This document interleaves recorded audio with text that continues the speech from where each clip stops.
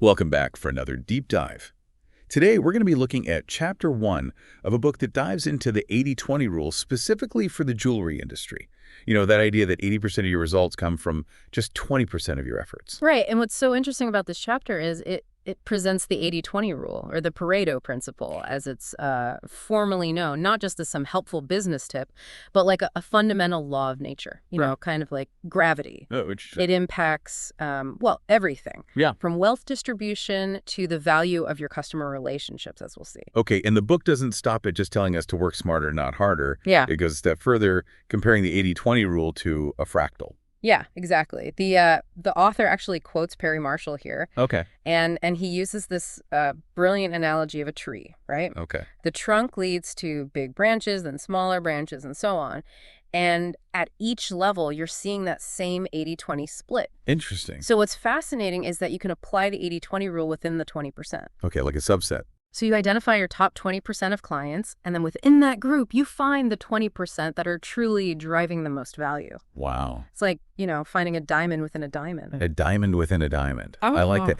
It really makes you think about how meaningless average can be, right? Once you see the difference in value between, you know, your top performers and everyone else, it just changes your whole perspective. Yeah, absolutely. And chapter 1 actually illustrates this with, I guess you could say, like a case study, like a little story. Okay, I'm always up for a good story. So they talk about this jeweler who discovered that just a tiny fraction of his clients were responsible for a huge chunk of his profits. Wow. And so he shifted his entire strategy to focus on them. Oh, wow. You know, crafting exclusive experiences and offering these hyper-personalized services. Interesting. And the result, his business, it just skyrocketed. And it just underscores the impact of focusing on those high-value customers, the real jewels in your crown, rather than spreading yourself thin, trying to please everyone. Yeah, that's such a powerful story. And, you know, it's so easy to get caught up in trying to be everything to everyone. But this chapter makes a really strong case for building those deep relationships with your VIPs. You know, like those are the relationships that will move the needle. For sure, for sure. And it's not just about intuition, you know, or relying on anecdotal evidence. Chapter 1 also talks about a suite of tools that are specifically designed to help jewelers put this principle into action. It's called the Hathaway Phillips Diamond Suite. The Diamond Suite? Yeah, and it's got some really innovative features. Okay, so these tools, they're designed to help jewelers, I guess, you know, stop guessing and actually implement the 80-20 rule in a real practical way. Yeah, exactly. So the first one is called Diamond Vault. Diamond Vault. Think of it like a central hub for all your customer data. Okay, right. So it goes way beyond simple contact info. It aggregates purchase history. It tracks their loyalty behavior, even records all their interactions. Oh, wow. That's very detailed. So instead of just, you know, sending out those generic email blasts, you can use Diamond Vault to create, you know, really targeted marketing campaigns that speak directly to, you know, those specific segments based on their preferences, their past purchases. Exactly. That level of precision is key. You know, it allows jewelers to deliver the right message to the right person at the right time. Right. Which is much more effective than that one-size-fits-all approach. Oh, yeah, for sure. You know, transforms marketing from being like a guessing game into a data-driven strategy. I like it. Yeah. Okay, and what about Diamond Calendar? How does that tie into the 80-20 principle? So Diamond Calendar is all about prioritizing your time, which is a precious resource we all have a limited supply of. Right. So instead of treating every appointment equally, you can use Diamond Calendar to allot more time to those high-value clients, you know, your top 20%. Top tier. Exactly. So it might mean offering them, you know, special appointment slots or extended consultations or even exclusive preview events. It's about recognizing that not all customers are created equal, and your time should reflect that. It sounds like almost like a personal assistant for your customer relationships, right? Yeah. Making sure that you're devoting the right amount of time and attention to the clients that are really driving your growth. Yeah. That's a great way to put it. And then the final tool in the suite is Diamond Concierge. Diamond Concierge. Which takes personalization to a whole new level. Correct. So imagine like a client walks into your store, and based on their past purchases and indicated preferences, the Diamond Concierge app, it suggests jewelry upgrades. Wow. It schedules private viewing sessions or even coordinates like a personalized styling consultation. It's like having a mind-reading personal shopper. Right? You're anticipating your client's needs and desires before they even articulate them. Yeah. Exactly. It's pretty amazing. Yeah, and by focusing those personalized efforts on your top 20%, you're really maximizing your impact and fostering those crucial high-value relationships. All these tools are really designed to empower jewelers, to act on the insights the 80/20 rule reveals. Yeah. And it really all ties back to a core message from chapter 1, It's about recognizing that those high-value customers, that top 20%, they're often the ones who really deeply appreciate, the artistry and heritage behind each piece. Right. It's not just about, buying a sparkly status symbol. It's about investing in a piece with a story, a piece with meaning. And as we've seen, focusing on those clients can make all the difference for a jeweler's bottom line. Exactly. Those are the customers that become lifelong advocates for your brand, the ones who truly value what you offer. But, I know what you're thinking. What am I thinking? Doesn't this approach, doesn't it risk alienating the other 80% of your customer base? Yeah, that was my next question. How do you balance catering to your VIPs without making everyone else feel like they're not important? Right. It's a valid concern. And Chapter 1 actually addresses this directly. It's not about neglecting your other customers. It's about acknowledging that your resources, your time, your energy, it's finite. You can still offer excellent service to everyone, but you might reserve those extra special touches, those truly personalized experiences for your top-tier clients. Right. So it's kind of like a tiered loyalty program where everyone gets rewards, but, the higher tiers get access to more exclusive benefits. Yeah, that's a good analogy. It's about creating a system that naturally rewards loyalty and incentivizes customers to move up the ladder. But what I find really fascinating with the 80/20 principle is that its applications, they extend far beyond, just sales and profits. Oh, okay. You can apply it to your internal operations, your team's productivity, even your personal life. Okay, now you're really blowing my mind. I'm starting to see how this could revolutionize so many areas. But how would I even begin to apply the 80/20 rule to my personal life? Well, it starts with asking yourself some key questions. Like, are there certain tasks in your day that consistently produce the majority of your desired results? Are there, relationships that bring you the most joy and fulfillment? Okay. And once you identify those key areas, you can really start to prioritize them, Yep. Allowing you to streamline your efforts and really focus on what truly matters. Yeah, I love that. It's about recognizing patterns and then making a conscious choices about where to invest your energy. Yeah. I think I'm going to do an 80/20 audit of my own life. I highly recommend it. It's an incredibly eye-opening exercise. And remember, the 80/20 rule, it's not about achieving perfection. It's about making consistent progress. It's a framework for ongoing evaluation, allowing you to adjust and refine your focus over time to achieve better outcomes. This deep dive has been a revelation. We've explored how the 80/20 rule impacts the jewelry industry, but we've also uncovered how it can be applied to optimize so many different aspects of our lives. Yeah, and to bring it back to where we started, Chapter 1 really lays the groundwork for understanding how this principle can transform a jewelry business. It's about recognizing that those high-value customers, they're the ones that are going to truly appreciate the craftsmanship, the artistry, the legacy behind each piece. It's about cultivating those relationships and letting them drive your success.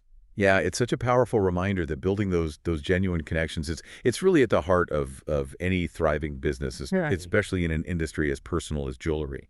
Absolutely. And while those, the Diamond Suite tools, they offer a concrete way to leverage the 80/20 principle.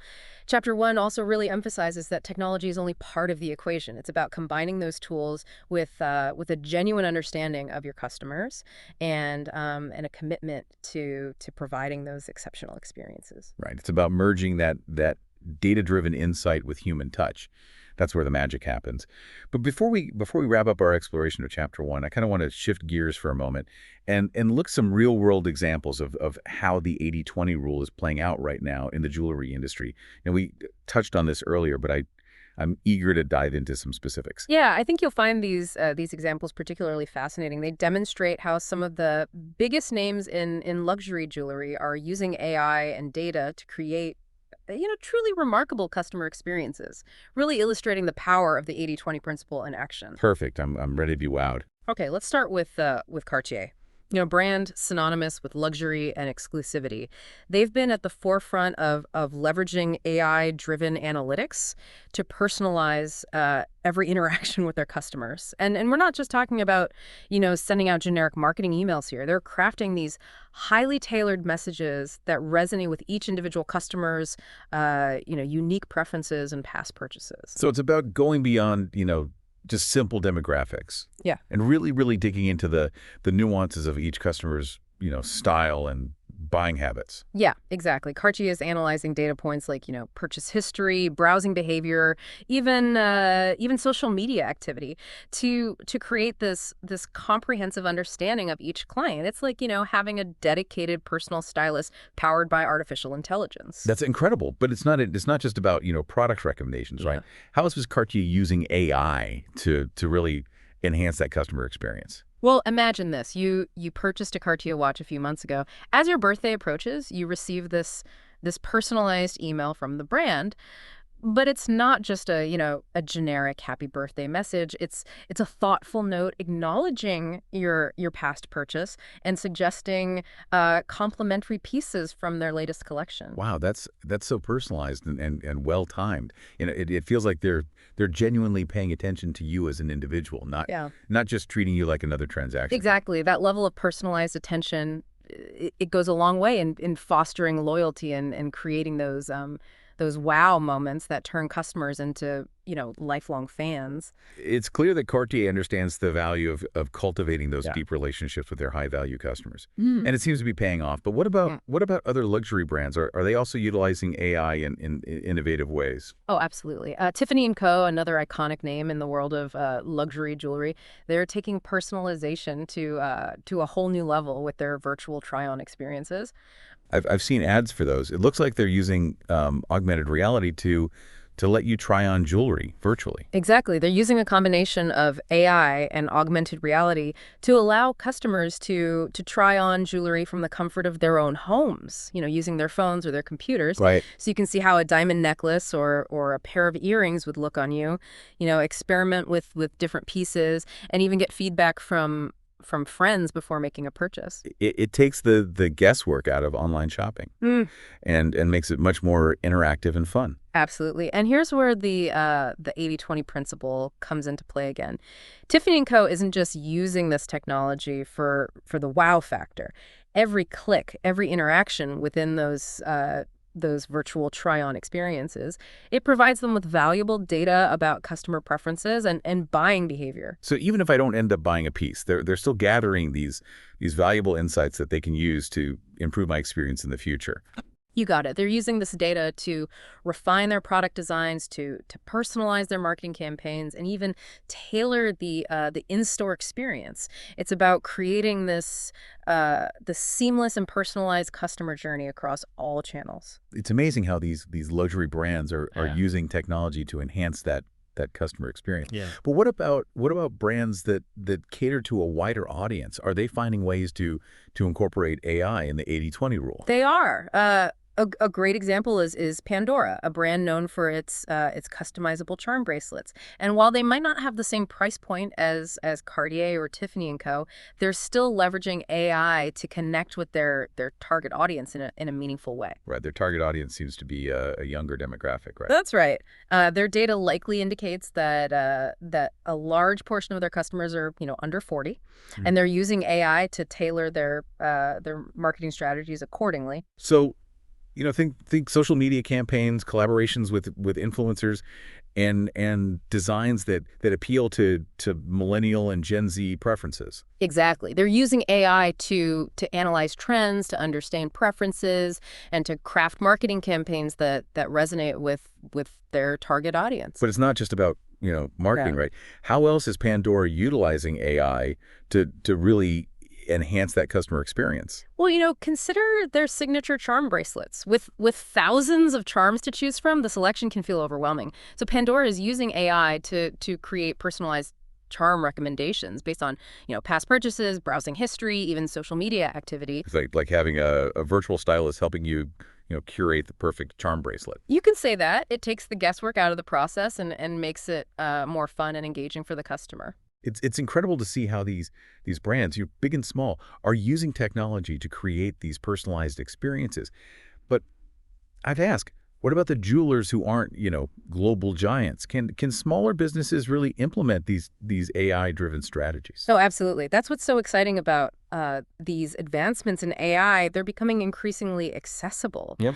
There are AI-powered tools and platforms that are specifically designed for small businesses, offering affordable solutions to help them personalize the customer experience and compete effectively. So it's not just a game for those with, deep pockets anymore. Even local boutiques can leverage these powerful technologies. Exactly. And remember those Hathaway Phillips Diamond Suite tools we discussed earlier? Yeah. Those are a prime example of AI-powered solutions specifically designed for the jewelry industry, regardless of, the size of the business. Yep. That's encouraging to hear.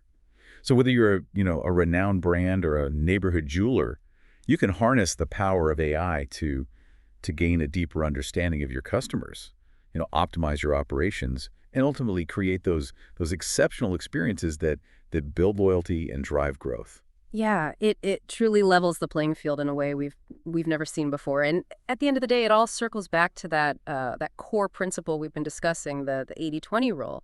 It's about recognizing that not all customers are created equal, and strategically focusing your efforts on those who truly matter most. Right. It's about nurturing those valuable relationships, exceeding expectations and turning satisfied customers into passionate advocates for your brand. Yeah, that's especially crucial in today's world where, competition is fierce and attention spans are fleeting. So as we wrap up this deep dive into the 80/20 rule and its impact on the jewelry industry, what key takeaways should our listeners keep in mind? Well, first and foremost, remember that the 80/20 rule, it isn't just a theoretical concept. It's a natural principle that can be applied to virtually every aspect of your business and even your personal life. Right. Identify those high value activities, customers, relationships that are generating, the majority of your results and make those your top priority. Don't be afraid to let go of busy work and streamline your efforts to focus on what truly moves the needle. Embrace the power of data and AI to gain a deeper understanding of your customers, personalize their experiences, and optimize your operations for maximum efficiency. And perhaps most importantly, never lose sight of the fact that building those genuine, lasting relationships, it's at the heart of any thriving business. Yeah, create those wow moments, go above and beyond to meet their needs and turn your customers into not just buyers, but true fans of your brand. This deep dive has been a fascinating exploration of how the 80/20 rule can be applied to transform a jewelry business. And by understanding and harnessing this principle, jewelers of all sizes can really unlock their full potential. That's right. And thanks for joining us on this insightful journey. We'll be back soon with more thought-provoking discussions and deep dives into the world of knowledge. Until then, keep learning, keep growing, and keep shining bright.